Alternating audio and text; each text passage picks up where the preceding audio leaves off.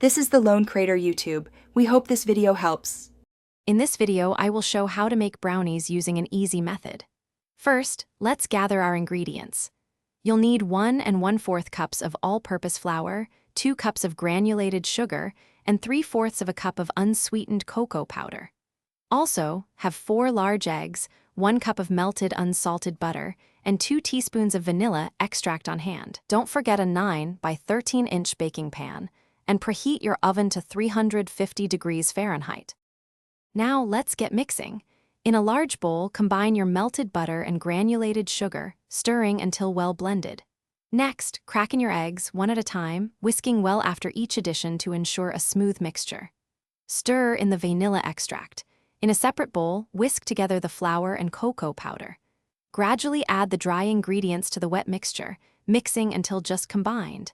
Be careful not to overmix the batter. With your batter ready, it's time to bake. Pour the brownie batter evenly into your greased 9 by 13-inch baking pan. Spread it out with a spatula to ensure an even layer.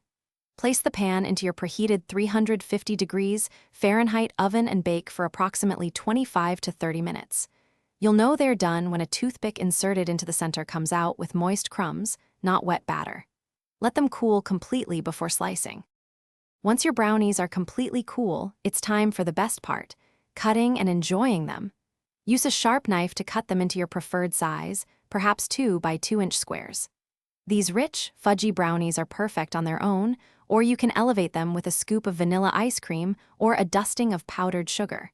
They're truly a delightful treat for any occasion. Check the description for the Kindle Paperwhite link and other great deals. Thanks for watching. Consider subscribing if we helped you.